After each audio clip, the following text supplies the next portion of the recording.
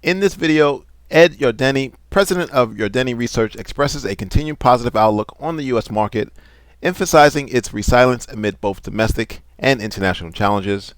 Yardeni downplays recession fears, arguing that they may stem more from speculation than actual economic indicators, and he underscores the U.S. market's attractiveness compared to unstable foreign markets like Germany and China.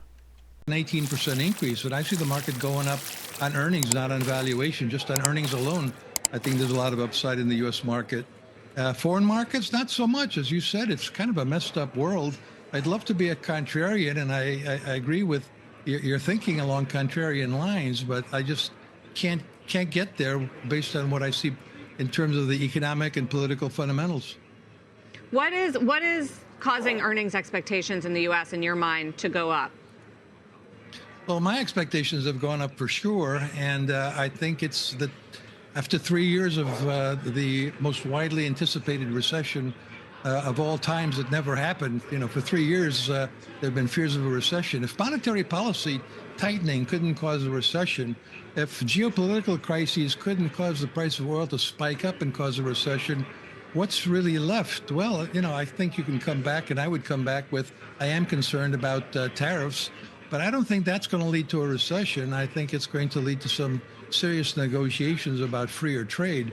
But at the end of the day, the outlook for earnings is totally dependent on the outlook for the economy, which looks great to me. And we've been talking about the roaring 2020 since 2019, and it's been roaring. Stock market record high. Earnings have actually done very well up to now, and we think they're going to be driven by productivity. So I just posted, Ed, to my Twitter, or X as they call it. What's your best not you, but what do the viewers think is the better investment bet for next year? The U.S., Germany, China, or somewhere else? So I'd like you to answer that question. But I think you got Sarah and I's macro point. We're just observers up here. You're the expert. But our macro point was that with Germany so weak, and Brazil's a disaster, and China's stimulating, but that's probably not going to work.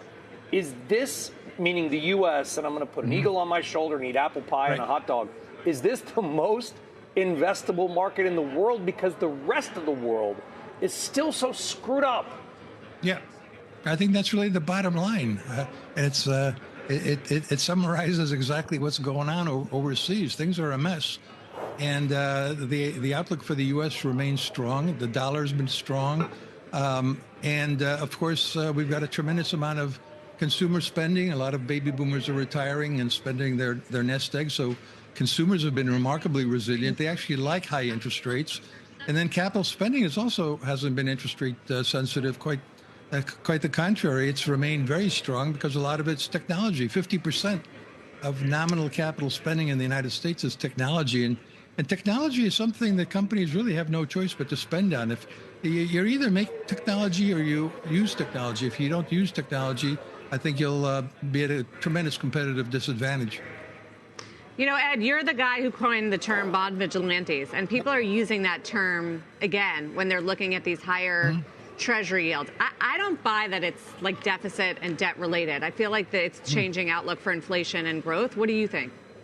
I think it's some combination of all those things. Look, I think, I'm thinking of writing a piece for next week with a headline, The Doge Boys versus the Bond Vigilantes, or the Bond Vigilantes versus the Doge Boys. You might recall that back in the early days of Clinton, he was warned by Robert Rubin and James Carville that he had to placate the Bond Vigilantes. He couldn't annoy them, and he had to have fiscal discipline. And I think the bond vigilantes have pushed bond yields up 100 basis points since the Fed lowered interest rates by 100 basis points on September 18th. So the Fed funds rate's down 100 basis points, and the 10 years up 100 basis points. I think that's a pretty strong message from the bond vigilantes. But when you say bond vigilantes, aren't you referring to the investors that are pushing fiscal discipline? Yes. So that's what you think is happening here? I think a lot of it is. I mean, since the Fed cut rates, hasn't it been just that the economy has done really well, better than expected, that inflation outlook has gone up in light of the election and in light of the easy monetary policy? Sure. But it's all related. I mean, inflation and fiscal policy and monetary policy are all clearly related. And as I think what the bond vigilantes are saying, look, we just went through a couple of years here where monetary policy was tight, and yet fiscal policy was so loose that it triggered inflation. And it took a couple of years of tight monetary policy to bring inflation down. And now that inflation is down, does it really make sense to have easy monetary policy and easy fiscal policy? Clearly, the Trump administration is going to push for a continuation of tax cuts. And, how the Doge boys are going to come up with $2 trillion in spending cuts. And by the way, they haven't made it clear. Are they talking about a one-year cut, or are they talking about over the next 10 years? Usually the CBO, the Congressional Budget Office, when they look at things, they look over a 10-year period. I could see them doing it over 10 years, but 2 years, but 1 year, I don't think that's very likely. So I think the bond vigilantes are concerned about inflation. They're concerned that the Fed is easing, stimulating an economy that doesn't need to be stimulated. And they're not convinced that the Trump administration is going to do much about the fiscal outlook.